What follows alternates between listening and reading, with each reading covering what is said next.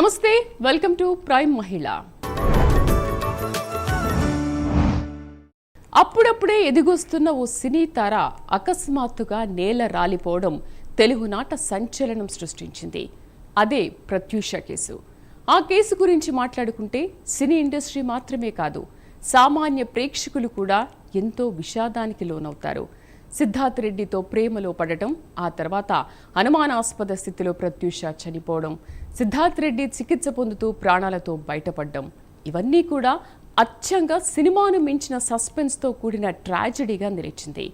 ఘటన జరిగిన 24 ఏళ్ల తర్వాత సుప్రీంకోర్టు సిద్ధార్థ్ రెడ్డిని దోషిగా నిర్ధారించడం, శిక్ష అనుభవించి తీరాల్సిందేనని చెప్పడం అనేది ఎవరూ ఊహించని క్లైమాక్స్గా చెప్పుకోవాలి. అయితే ఈ విషయంలో ప్రముఖ అడ్వకేట్ శివకుమార్ అనేక విషయాలు ప్రైమ్ నైన్తో పంచుకున్నారు. ఆ వివరాలు ఆకాంక్ష అందిస్తుంది. సార్, ప్రత్యూష కేసులో ఎందుకు ఇంత సాగదీశారు? అసలు ఇన్ని ఇయర్స్ ఎందుకు పట్టింది అనుకోవచ్చు ఏంటి? 2002 ఫిబ్రవరి 23 ఆ రోజున ఈవినింగ్ వాళ్ళ మదర్ వాళ్ళకు ఒక కాల్ రిసీవ్ చేసుకోవడం జరిగింది. ఆమె పెస్టిసైడ్ తీసుకొని వాళ్ళ బాయ్ ఫ్రెండ్ ఇద్దరు కలిసి ఈ యొక్క సూసైడ్ చేసుకున్నారని చెప్పేసి ఒక ఇంటిమేషన్ ద్వారా ఈ యొక్క కేసు రిజిస్టర్ కావడం జరిగింది. మన local Panjagutta police station crime number 144 of 2002లో ఈ యొక్క అఫెన్స్ అనేది రికార్డ్ కావడం జరిగింది. సో దీంట్లో abetment to commit suicide and attempt to commit suicide cases అనేది సిద్ధార్థ రెడ్డి గారి పైన ఈ యొక్క అఫెన్స్ రికార్డ్ కావడం జరిగింది. సో ఈ యొక్క అఫెన్స్లో మీరు చూసినట్టయితే ఇమీడియట్లీ ఆ టైంలో క్రిమినల్ కోర్ట్ అనేది ఆయనకి రిమాండ్ చేయడం జరిగింది. ఇన్ ద ఇయర్ ఆఫ్ 2004లో ఆయనకి 5 years జైలు శిక్ష వేయడం జరిగింది. సో జైలు శిక్ష వేసిన తర్వాత వాళ్ళ మదర్ అలిగేషన్స్ వచ్చేసి మర్డర్ అండ్ రేప్ అలిగేషన్స్. వాళ్ళ మదరు సరోజినీ దేవి గారు ఎవరైతే ఉన్నారో దానిపైన అపీల్ కోవడం జరిగింది. సో ఏదైతే కన్విక్షన్ వేసారో అది కాదు, యాక్చువల్గా జరిగింది మర్డర్ అండ్ రేపు. సో అక్కడ సూసైడ్ అఫెన్స్ అని చెప్పేసి రికార్డ్ చేసారు. సో ఇది ఎక్కడ కూడా క్లారిటీగా లేదు. సో చాలా అనుమానాలతో కూడిన ఈ యొక్క మర్డర్ లాగా అనిపిస్తుందని చెప్పేసి వాళ్ళ మదర్ అపీల్ చేయడం జరిగింది. సో దీంట్లో 2004లో కన్విక్షన్ పడ్డ తర్వాత ఈ సిద్ధార్థ రెడ్డి ఎవరైతే ఉన్నారో ఆయన హైకోర్టును అప్రోచ్ అయ్యారు, అపీల్ చేసుకున్నారు. అపీల్ చేసుకొని ఈ యొక్క శిక్ష ఏదైతే ఉందో దాన్ని క్వాష్ చేసుకుందామని చెప్పేసి ఆయన పిటిషన్ ఫైల్ చేయడం జరిగింది హైకోర్టులో పిటిషన్ ఫైల్ చేసిన తర్వాత చాలా సంవత్సరాలు ఇద్దరు వాదనలు విన్న తర్వాత మన హైకోర్టు వచ్చేసి ఈ యొక్క కేసులో 2 years వరకు పనిష్మెంట్ రెడ్యూస్ చేయడం జరిగింది. సో తగ్గించిన సందర్భంలో మరి సరోజినీ దేవి గారు వాళ్ళ మదర్, ప్రత్యూష వాళ్ళ మదర్ ఎవరైతే ఉన్నారో ఆ మేడం ఇప్పుడు సుప్రీంకోర్టుకి అపీల్ చేసుకోవడం జరిగింది. లేదు ఇది అటెంప్ట్ టు సూసైడ్ కాదు, అబెట్మెంట్ సూసైడ్ కాదు, ఇది మర్డర్ కేసు, ఇట్లా చంపిరు, వాంటెడ్లీ ఇట్లా వేసిరు అని చెప్పేసి అలిగేషన్స్ అనేటి హైకోర్టులో రిజెక్ట్ అయిన తర్వాత ఆవిడ సుప్రీంకోర్టుకి ఆశ్రయించడం జరిగిన తర్వాత సుప్రీంకోర్టులో ఇన్నిసార్లు వాదనలు విన్న తర్వాత సిద్ధార్థ రెడ్డికి సంబంధించిన ప్లీ విన్న తర్వాత ఆయన ఫైల్ చేసుకుంది ఏంటంటే ఆ 2 years కూడా క్వాష్ చేయాలి అని చెప్పేసి, ఆ పనిష్మెంట్ నాకు ఇవ్వద్దు అని చెప్పేసి ఆయన ఆ 2 years పనిష్మెంట్ పైన కూడా ఆయన సుప్రీంకోర్టుకి అపీల్ చేయడం జరిగింది. సో సరోజిని గారు ఆ మర్డర్ కేసుని ఇంప్లిమెంటేషన్ చేయాలి, దీంట్లో సెక్షన్ ఆల్టరేషన్ జరగాలని చెప్పేసి ఆవిడ సుప్రీంకోర్టుకి అపీల్ చేసుకోవడం జరిగింది. మన యొక్క న్యాయ వ్యవస్థలో ఏదైతే కేసెస్ ఉన్నాయో దానికి సంబంధించిన ఒక 100 కేసెస్ ఉంటే ఒక జడ్జి సాల్వ్ చేయాల్సిన పరిస్థితి.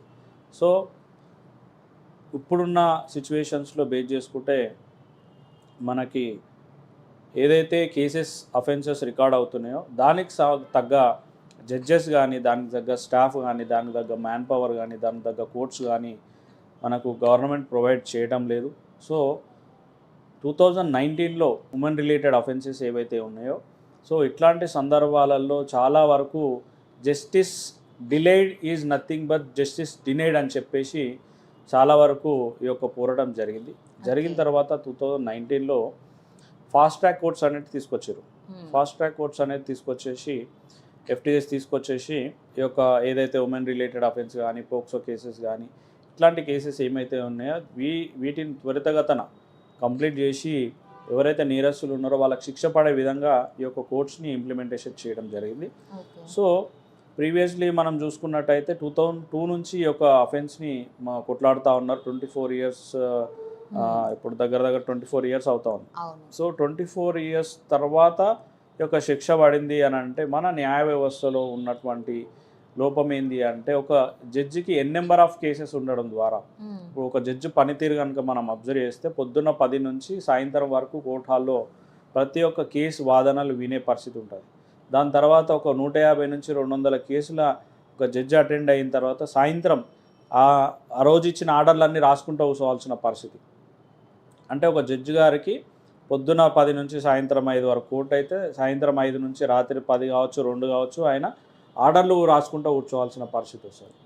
సో ఇట్లాంటి పరిస్థితిలో ఒక జడ్జి ఇన్ని కేసెస్ మెయింటైన్ చేసే సందర్భంలో సో చాలామందికి జస్టిస్ అనేది డిలే అవుతుంది.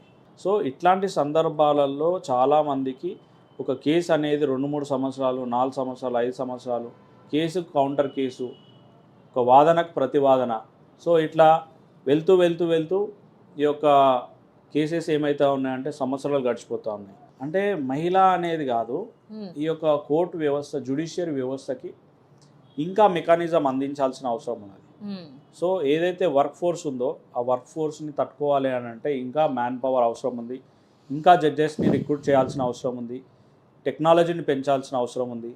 సో ఏదైతే అఫెన్స్ రికార్డ్ అవుతున్నాయో ఇన్ని అఫెన్స్కి ఇంత ఒక జడ్జి ఇంత మెయింటైన్ చేయగలడు అని చెప్పేసి దానికి సంబంధించిన మెకానిజం తీసుకురావాల్సిన అవసరం ఉంది. ఈ యొక్క అఫెన్సెస్ రిలేటెడ్ ఏదైతే ఇష్యూస్ ఉన్నాయో ఉమెన్కి కానీ మెన్కి కానీ ఈక్వాలిటీ బిఫోర్ లా అన్నప్పుడు ప్రతి ఒక్కరికి న్యాయం అనేది తొందరగానే అందాలి. సో తొందరగా అందాలన్నప్పుడు మనకు చట్టం ఏదైతే ఉందో దానికి అడ్వర్టైజ్మెంట్ కావాలి ఒకటి. రెండోది ఏంటి అని అంటే మ్యాన్ పవర్ కావాలి. జ్యుడిషియరీ సిస్టంలో జడ్జెస్ ఇంకా చాలామందిని రిక్రూట్ చేయాలి. ఎక్కడ ఏరియాకి ఇప్పుడు ఒక పోలీస్ స్టేషన్కి ఒక లిమిటేషన్ ఉంటుంది. ఒక 4 లక్షల మంది 3 లక్షల మందికి ఒక పోలీస్ స్టేషన్ పెట్టాలని ఉంటుంది. సో అక్కడ 15 లక్షల మంది ఉంటారు. ఆ పోలీస్ స్టేషన్ ఆ 15 లక్షల మందిని హ్యాండిల్ చేయలేదు, ఆ కేసెస్ని హ్యాండిల్ చేయలేదు. హ్యాండిల్ చేయలేకపోవడం సందర్భంలో ఒకటే రోజు 10 కేసులు వస్తే ఆ ఎస్ఐ ఏం చేస్తాడు, ఎస్ఐ కానీ లేకపోతే ఆ రైటర్ కానీ ఇన్ని కేసెస్ రిజిస్టర్ చేయాలంటే ఆ ఫ్లోలో ఫ్యాక్ట్స్ కానీ ఆ ఫ్లోలో దాని చట్టం సంబంధించిన ఆ ఒక అఫెన్స్కి సంబంధించిన ఫ్యాక్ట్స్ ఏవైతే ఉంటాయో వాళ్ళు మిస్ప్లే తొందరలో వాళ్ళు మిస్టేక్స్ చేయడం వల్ల ఆ మిస్టేక్స్ ద్వారా చాలామంది అక్యూజ్డ్ అనేది అక్విటల్ తెచ్చుకుంటా ఉన్నారు, బయటికి రిలీజ్ అవుతూ ఉన్నారు. సో వాళ్ళ యొక్క పని భారం ఎంతైతే తగ్గుతుందో క్వాలిటీ ఆఫ్ జడ్జిమెంట్స్ కూడా, క్వాలిటీ ఆఫ్ వర్క్ స్పీడ్ ఏదైతే జడ్జిమెంట్ స్పీడ్గా మనం డిక్లేర్ చేయడము అట్లాంటి వ్యవస్థలు అనేది తీసుకురావాలంటే మ్యాన్ పవర్ కానీ ఆ వ్యవస్థకు సంబంధించిన ఒక బిల్ పెట్టడం కానీ అట్లాంటి కనుక ఇంప్రూవ్మెంట్ చేయగలిగితే త్వరితగతన చాలా వరకు జడ్జిమెంట్స్ రావడం జరుగుతుంది. సార్ అయితే ప్రత్యూష కేసులో వాళ్ళమ్మ ఇది ఆత్మహత్య కాదు హత్యే అని అంటుంది. దీన్ని మనం ఎలా చూడొచ్చు అంటారు ఏంటి? అంటే యాక్చువల్లీ ఏంటి అని అంటే proper I witness, circumstantial evidence ఇవన్నిటిని బేస్ చేసుకొని అది మర్డరా లేదా ఆత్మహత్యనా అనేది మనకు నిర్ధారణ చేయాల్సింది మెడికల్ రిపోర్ట్స్. ఎందుకంటే ఒక మర్డర్ చేయాలంటే వాళ్ళు ఏం చేస్తారు, ఎందుకంటే ఇద్దరు కలిసి సూసైడ్ చేసుకున్నారు. లవ్ అండ్ ఎఫెక్షన్ తోటి ఇద్దరు పేరెంట్స్ ఒక్కొక్కపోవడంతో మ్యారేజ్కి డినే చేయడంతో వాళ్ళిద్దరు కలిసి పెస్టిసైడ్ తీసుకున్నారు. పురుగుల మందు తాగిన తర్వాత ఆయన ఏదైతే మెడికేషన్ ద్వారా ఆయన ఇమ్మీడియట్లీ క్యూర్ అవ్వడం జరిగింది. ఆయన ఈ ప్రత్యూష ఎవరైతే ఉన్నారో ఆమె తాగిన తర్వాత కొద్దిసేపటికి ఆమె చనిపోవడం జరిగింది. So based on the facts ఏదైతే ఉందో ఆ ఫ్యాక్ట్స్ని బేస్ చేసుకొని ఈ వాళ్ళ మదర్ ఎవరైతే ఉన్నారో దానికి సంబంధించిన ప్రాపర్ ఎవిడెన్స్ కనుక ఆమె ప్రొడ్యూస్ చేయగలిగితే ఆమె ప్రొటెస్ట్ పిటిషన్స్ కూడా చాలా ఫైల్ చేసింది. సో ఈ మర్డర్కి సంబంధించిన ఆనవాళ్ళు కానీ లేకపోతే మర్డర్కి సంబంధించిన ప్రాపర్ ఎవిడెన్స్ కనుక దొరికి ఉంటే ఈ పార్టీకి 302 కింద ఆయన పనిషబుల్ అవుతుండే. సో ప్రాపర్ ఎవిడెన్స్ లేకపోతే సర్కమ్స్టాన్షియల్ ఎవిడెన్స్, ఐ విట్నెస్ కానీ ఇక్కడ కూడా లేని సందర్భాలలో ఈ యొక్క కేసు అనేది మర్డర్ కేసు కాకుండా అబెట్మెంట్ టు కమిట్ సూసైడ్ కింద ఈ యొక్క కేసుని రికార్డ్ చేయడం జరిగింది.